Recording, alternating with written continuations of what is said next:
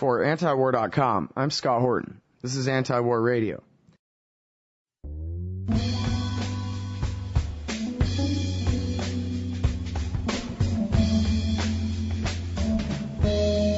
Introducing James Bamford.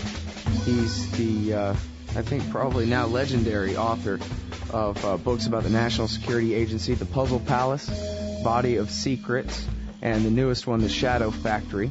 Also in there was a pretext for war, not about the NSA, but another great book.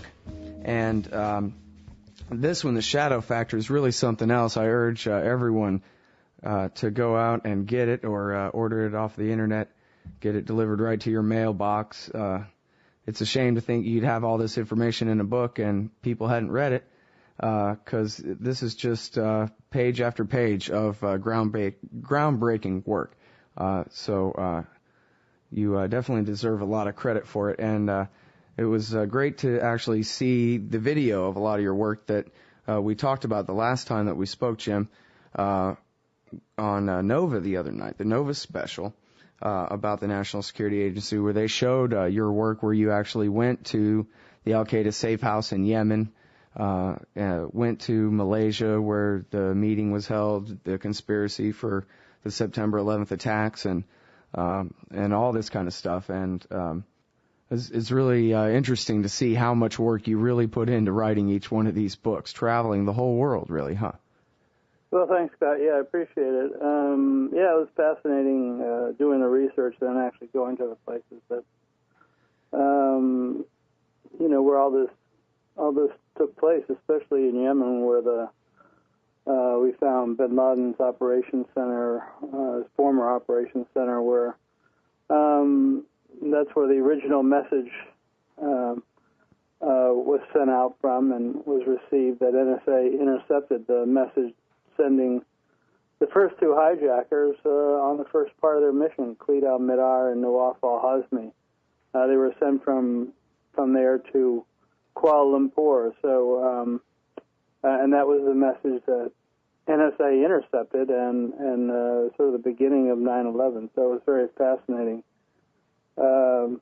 finding the house. It took a while once we were in Sana'a, the capital of Yemen, to actually find where that house was, and it got a little hairy a couple of times when we were trying to look for it, because it's in a really pretty bad section of town, and people don't like cameras shooting locations like that.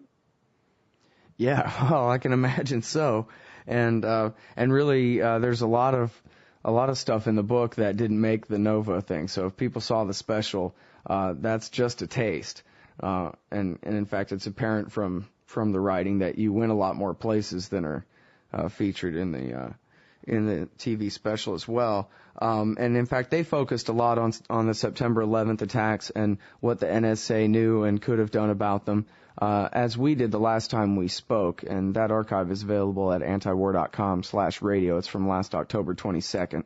And we focus mostly on the 9/11 part of the story in that. But I wanted to give you a chance to, I think, kind of fill in what was left out of Nova the other night, which was the extent of the law breaking and the violating of Americans' rights that began taking place during the Bush administration. I don't necessarily want to say it's ended now, because I don't really know exactly where we stand now, but Nova seemed to kind of want to ignore just how terribly in violation of the law the Bush administration was, and to what extent they actually began to turn the entire national security intelligence apparatus and all of that electronic eavesdropping capability against the American people.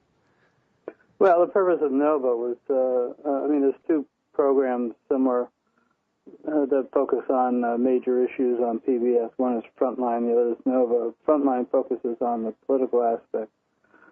The beauty of Nova was we were focusing on the technology, how it's done. You only have less than an hour. Right. Not much time. So it gave us a unique opportunity to be able to show the public exactly how it worked and how the communications was intercepted. Mm-hmm. I mean, we spent the whole hour talking about why it shouldn't have been done, and we wouldn't have had any time to do the story about how it's done. And there's been a lot of commentary. I read a whole book about why it shouldn't have been done. So the beauty of Nova is to show how it's accomplished, how NSA manages to pull in all this information, what it does with it, where it's pulled in from. We actually shot the base. I got onto the base down in Georgia, near Augusta, Georgia, where NSA does all its eavesdropping on the Middle East, and so we were able to put up on television visuals, video of all these places that I actually wrote about. So it was really fascinating actually seeing how the system worked. We traced an email message all the way from Kuala Lumpur to the building in San Francisco where NSA has its secret room, traced it to the beach where the cable first comes ashore, to this little facility where AT&T receives all these cables in San Luis Obispo, and then up to San Francisco. And one of the key points we made on the program was the fact that if all NSA wanted to do was to tap into the international communications in and out of the United States, the perfect place to do that is in this little building that we showed in San Luis Obispo, because that's where all the cables enter and terminate. So if you put your secret room there, you're getting just the information that's coming from Asia and just the information that's going to Asia. But instead, they put the secret room in AT&T's major switching facility, this very large building, 10-story building in downtown San Francisco. And what makes that very suspicious is that that's not only where you get a lot of the international communications coming in, but it's also where a lot of the domestic communications gets intermingled with it.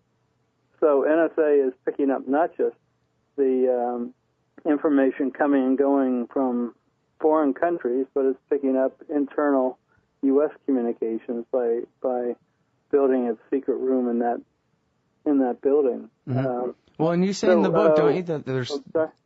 You say in the book, don't you, that there are switching or splitter rooms like this at basically all the AT&T headquarters, 30 of them or something around the country too, right? Not just at that one. Among the people we interviewed was Mark Klein, who was a long-time technician. He worked for AT&T for his whole career, and he was in charge of one of the floors in that building, and he had been doing this a long time. I mean, he knew what cables went where and how things were done. He graduated from Cornell and spent most of his career as a communications engineer. And then one day he discovered this secret room, and he didn't have a key to it, and nobody he knew had a key to it, and the only way to get access was through a secret combination, and the only person that had that was an employee that had previously been associated with the NSA or had been cleared by the NSA. So, yeah, he was the one that first tipped the world off to the fact that NSA had this secret room, and he managed to get a number of documents out of the AT&T facility showing exactly how the engineering was done in the room.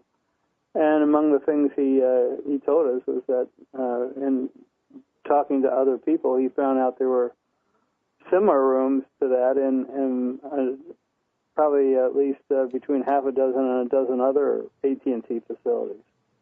And this amounts to, basically, if I understand your book correctly, this amounts to all the web traffic, everything that Americans do online is intercepted by the government, whether it's making phone calls or instant messages or our contact lists on our webmail account or any of these things. All of it, all of our search terms in the search engines, right? Yeah, what it does is the cables come into this one of the floors in this building, and these are fiber optic cables. of the way communications are transmitted these days through glass fibers, and the actual communications are done with photons, light signals. So the cables come into the room, and then they go into this device known as a splitter box, which is basically a series of prisms. And each cable is split at that point, and one side of the cable goes the way it's supposed to go to Kansas or to New York or to Florida, wherever the communication is supposed to go. It goes on its way unhindered, and an identical copy of everything, an identical version of that cable, sort of a clone version of that cable, then goes down to NSA's secret room, one floor below. So you have all these cables come in. They go through these splitter boxes. Duplicates are made of everything. And while one copy goes on its normal course of travel, the other copies go down to the NSA secret room and are subjected to NSA analysis. One of those cables contains email or instant message or any kind of data that has a name like James Bamford, or an email address that they're interested in, or a word or a phrase or anything that they programmed into the computer. And you have to realize that there's more than 500,000 names now on the watch list. So that information's put into the computers, and anytime there's a hit on a name, an address, a word, a phrase, that information then gets forwarded on to NSA. So in essence, this would be the equivalent maybe 20 years ago, 30 years ago, of the U.S. Post Office opening every piece of mail coming into the post office to see who it's from, who it's going to, whether there's any keywords in there. And I don't think people back then would have put up with the U.S. government opening and reading their mail. And that's why I'd like to, I hope that there's more of a reaction to the Bush administration's implementation of this warrantless eavesdropping than there has been, because right now it appears that they've gotten away with it. Nobody was charged, nobody was indicted, even though that's a violation of the Foreign Intelligence Surveillance Act. Mm-hmm. Well, and they clearly admitted it. George Bush, the day after the New York Times finally broke the story, Ryerson and Lichtblau, when they broke the story, he came out and he said, yeah, that's right, I did it, and I'm going to keep on doing it. And then I guess later on he decided that they would abide by the FISA statute, but then the Congress went and amended the FISA statute, if I understand right, to basically legalize what he'd done and allow them to continue this on. Is that right? Yeah, that's right. The Congress changed the law, and this is what Bush could have done in the first place, if he really wanted to do this, was go to Congress, have them change the law so that it reflected the changes he wanted to make. The problem was he didn't do that. He didn't follow the legal route, at least not for the first 4 years or so.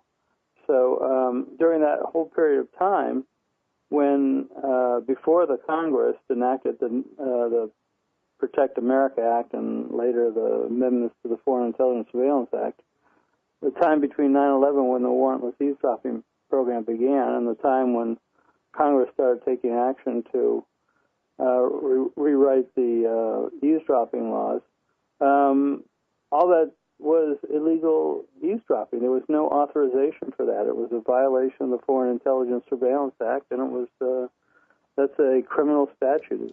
It's a felony. It carries 5 years in prison for every violation, every time somebody is illegally surveilled.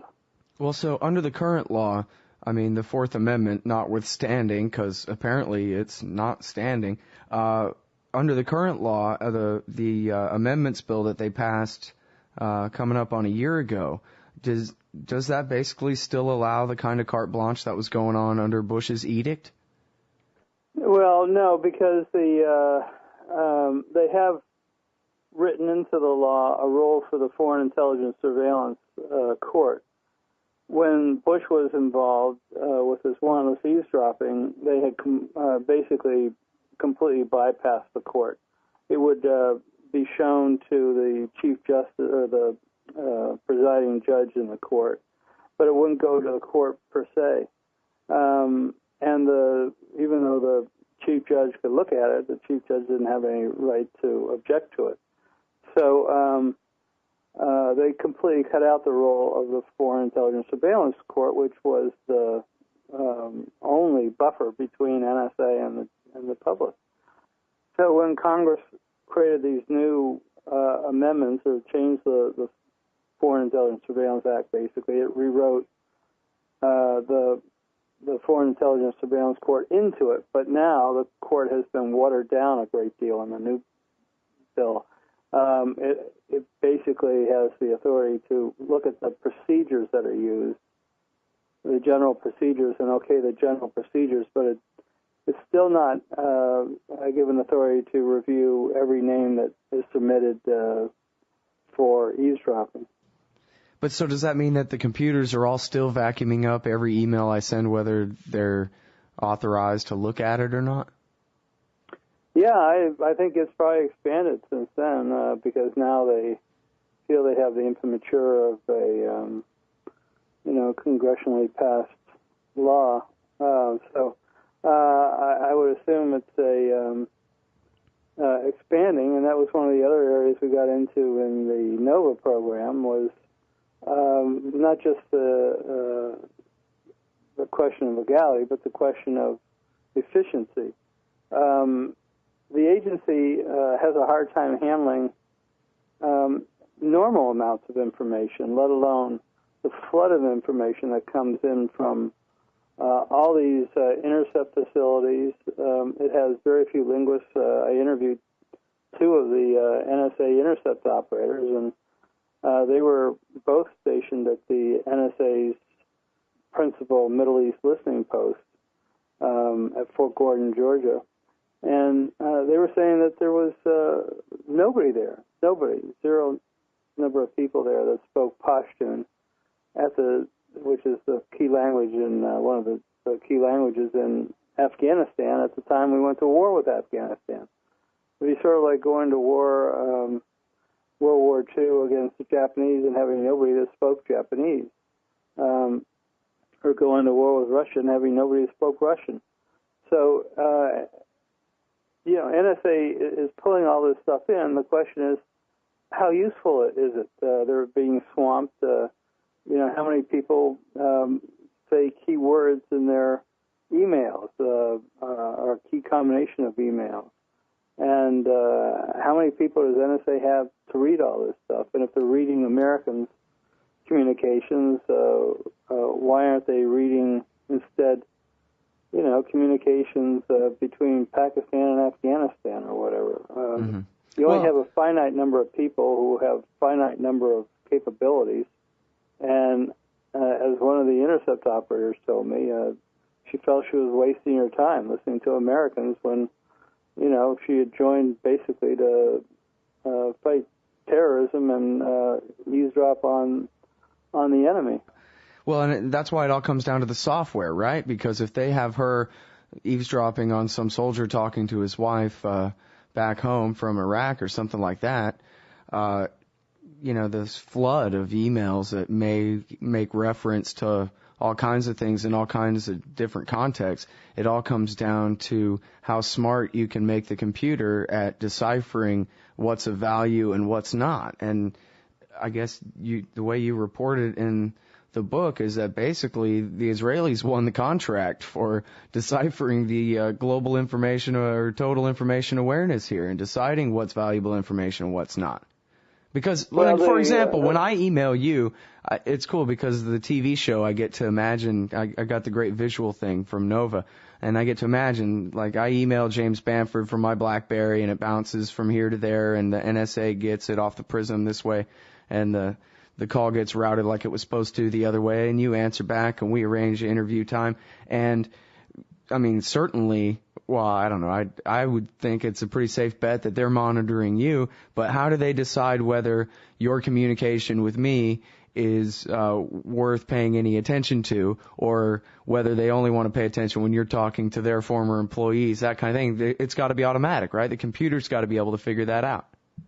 Yeah, well, there's two, it's handled different ways, email communications and telephone communications.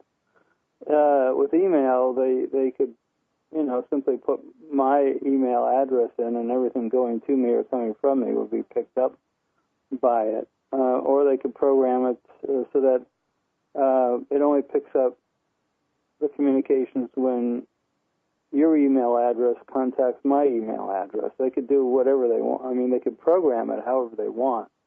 But doing the emails can be done largely by machine analysis. They could have machines that pick these out. But on the telephone calls, which is what these intercept operators were working on, they were actually sitting there with earphones on, listening to people call, and they're taking in everything.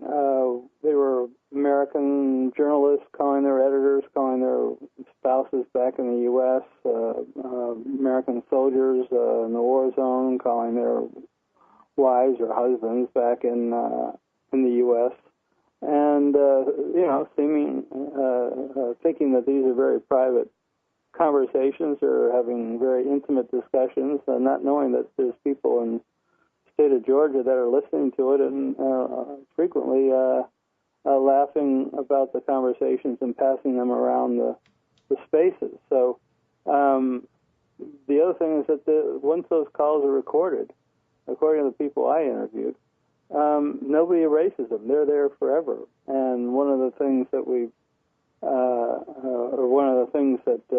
I uncovered for my book, The Shadow Factory, was the fact that NSA is currently building a new storage facility in Texas. It's a data storage facility that is going to be almost the size of the Alamo Dome for storing data. And you can see why now that they need such a enormous facility to store data. If they take in all this communications information, a lot of it between Americans, and never bother to erase any of it.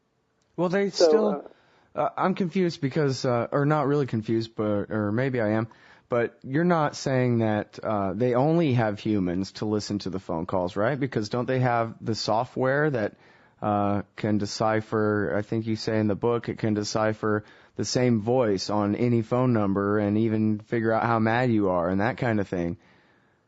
No, that's if you're targeting a particular person or whatever. But from everybody I've talked to, right now NSA is not advanced further than having a human being listen to a human being.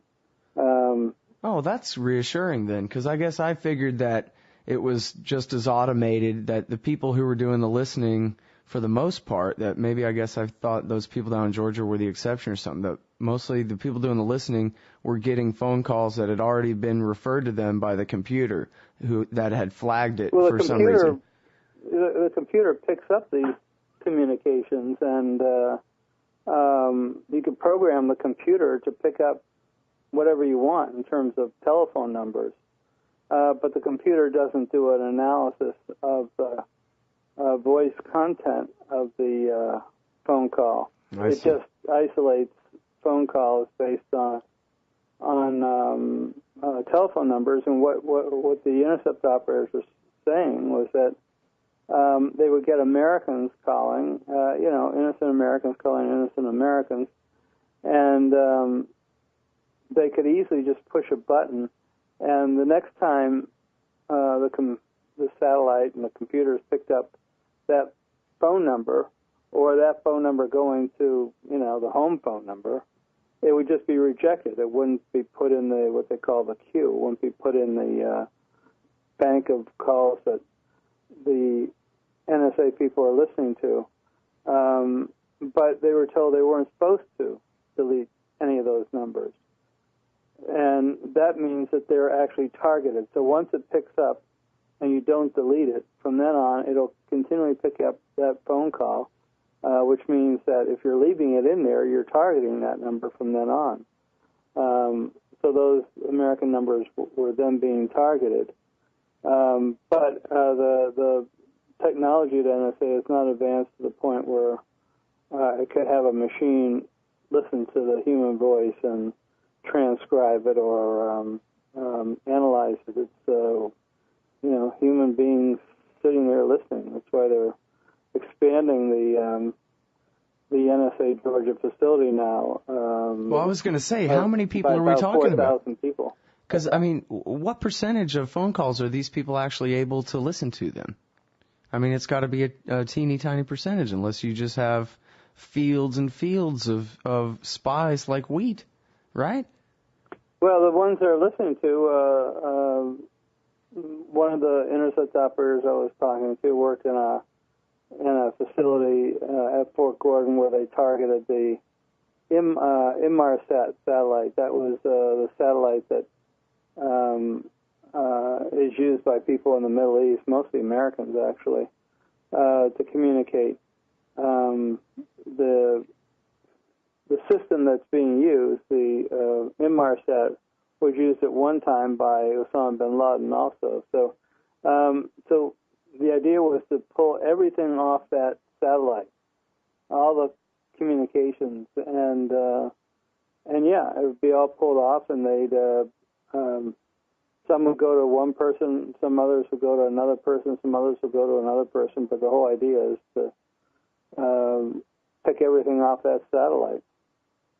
Now, they don't always have to transcribe every single phone call. I mean, if it's a phone call that doesn't have any intelligence relevance, they wouldn't necessarily transcribe every word, but it does get recorded, and nobody erases the recording. So those phone calls. So if you had a phone call with your wife or with your editor or somebody else 3 years ago, there's that phone call. There's a good chance that actual voice phone call is in storage, possibly down at the NSA's facility in Texas.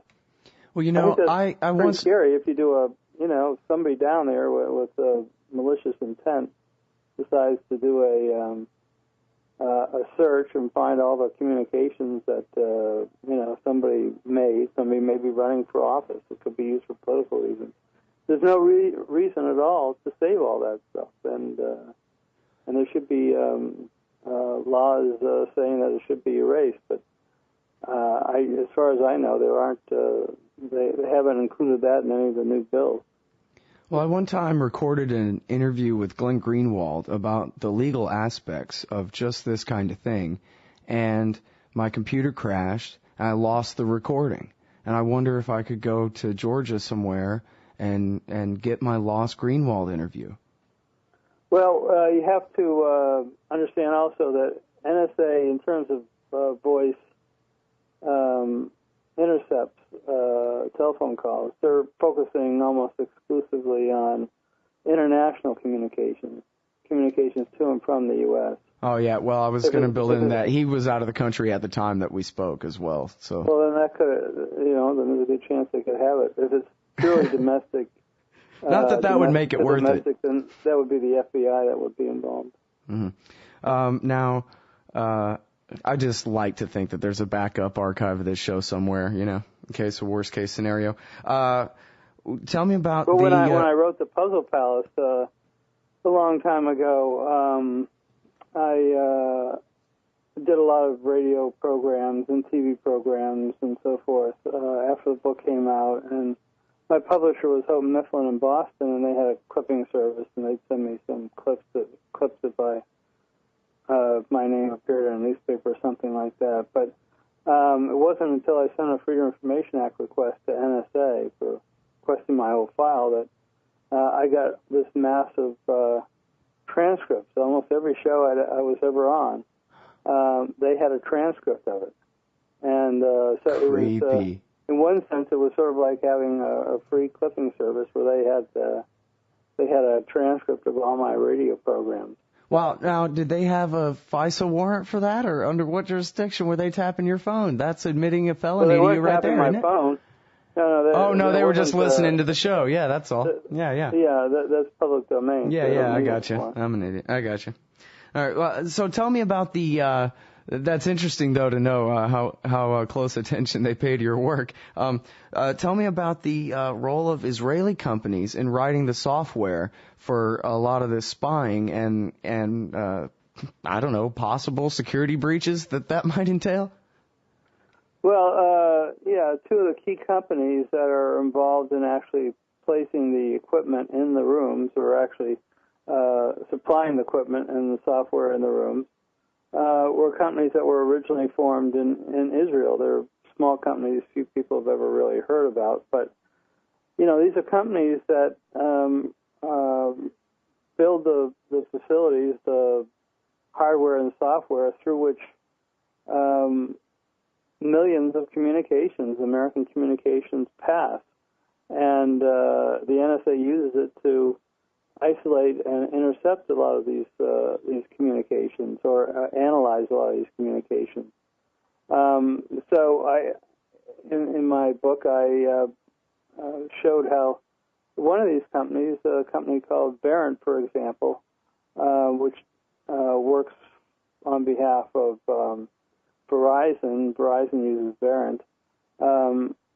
Few people had ever heard of Barent, yet here it is at the heart of NSA's eavesdropping system, and the people who run it, are people that you have to really wonder about. The chief executive officer of the company is currently a fugitive, hiding out in, or the former chief executive officer, the guy that founded the company, basically, is now a fugitive hiding out in Africa, wanted for theft. Oh, I thought they caught him. Didn't somebody catch him down there? Well, not that I've heard. At least it hasn't crossed my desk yet. I don't think they've caught him. Well, they did actually. I mean, they did arrest him at one point in Namibia, the Namibian government, on behalf of a U.S. warrant, and they kept him in jail for a brief time, and then they let him go. Oh, that's what I was thinking of. I didn't realize he'd been released then, I guess. Yeah, no, he was only in jail for a few days, I think, and then he was released and allowed to return to his house there. He's got lots of money, allegedly embezzled a great deal of money. He's been indicted for all this theft, millions and millions of dollars, and he's kind of using that money to make donations to the Namibian government and so forth, to sort of place himself in a good position with the Namibian government so they won't extradite him. So, and then the two other senior executives from the company pled guilty to fraud. Now, these are the people who are running the or devising the equipment and the hardware and the software through which a lot of Americans' financial information is passed, and personal information. So this is something that Congress has never looked into, the origins of these companies. Who are these people? Where they come from? Why are we allowing companies that were formed in foreign countries to play such an intimate role in NSA's eavesdropping? Why doesn't NSA just develop the equipment itself and put it in there? So these are all questions that really the Congress should ask at some point. Is it just kind of go without saying, do you think, that they have a backdoor into whatever they want, or it seems like they might? There's no way I can tell whether they do. The point is, though, that they could. The point is, why do you have to have a company that had foreign ties, that was formed by people in another country, do such important work? It just doesn't, or such such sensitive work. This doesn't make much sense to me. How many companies are there in the U.S. that could do this? There's a question that you have to raise when NSA does business with companies that have their origins in, foreign countries. And again, Congress pays such little attention to the NSA, especially how it does its job, that I'm not really surprised that that they haven't paid much attention to this. Well, Jim, your book ends on a note from Frank Church, who was the senator who was the chairman of the committee that investigated abuses of the intelligence community back in the 1970s. And it was basically his conclusion way back then, never mind our high-tech revolution we've had since, that the powers of the National Security Agency, if turned against the American people without law, could create tyranny unheard of, in Orwell's worst nightmares.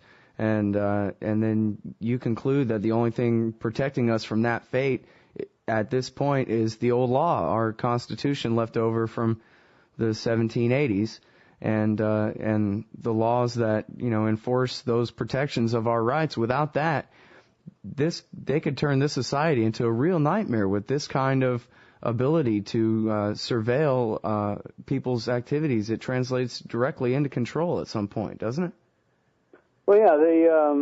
As I mentioned, the watch list before 9/11 was 20 names. Now it's over 500,000. And when Frank Church said those words, and he was very shocked at what he found at NSA. That was back around 1975. That was back before NSA had anywhere near the capability it has now. Back then, the only thing the NSA could do was listen to somebody's hardline telephone and maybe read a telegram or whatever. But today, NSA has the capability to almost get into your thoughts, because if you just think of it, how much of what goes on in your mind or in your personal life is communicated in one way or another, either over a cell phone as you're walking down the street in a car, or on a BlackBerry, an iPhone, or on your computer and emails. All this information that used to be wrapped in envelopes and put in the mail and so forth, letters and that kind of thing, are now open for NSA's analysis because of their access to all the digital media. So whatever was a concern to Frank Church back in the 1970s, it's beyond comprehension what NSA's capabilities are today. And that's why, what's frustrated me a great deal is the fact that when Church created his Senate Intelligence Committee, it was the very first Senate Intelligence Committee, the whole thrust for at least the first 5 or 10 years, or maybe even longer, 10 or 15 years, was to protect the American public from the intelligence agencies. That's the whole purpose of setting it up, was oversight and protection. And but beginning around the 1990s, that emphasis changed. The emphasis is now on protecting the intelligence agencies from the public, basically, and acting as a cheering gallery for the intelligence agencies. The whole protection side, I think, has gone completely out of the window, as we could see during the Bush years. So that's, all these things, I have no idea what's going to happen during the Obama administration, but these are some of the things I'm hopeful that may get some correction. All right, everybody, that's James Bamford, author of The Shadow Factory. Before that, A Pretext for War, Body of Secrets, and The Puzzle Palace. And is there an official website for the book, anything like that, where people can look into this a little more? No, I'm just a one-man band here. I just, so hard to... Well, they can certainly check out the Nova archive, I'm sure is online, from the special that they did the other night, which, I'm sorry, what was...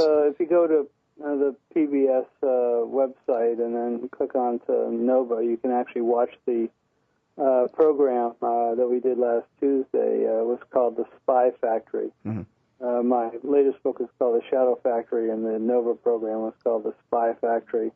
And you can actually just watch it online for free. Just click on the link and watch the show. And they actually go good together. I mean, you read the book and then you watch the video, you can see the actual places that I write about. So, again, it's a good opportunity to sort of get an insight into how NSA is going about its secret activities. Mm-hmm. Well, and people should know that we just barely can scratch the surface in an interview like this. The book is just packed with news-breaking stories, and it's just incredible, mind-boggling stuff when you talk about the level of surveillance and the detail. Really creeped me out, I got to tell you. It really bothered me when I read it. I'm only getting over it now. That was a few months ago. So, all right. Thanks very much. Really appreciate it, Jim. Thanks for having me on your show.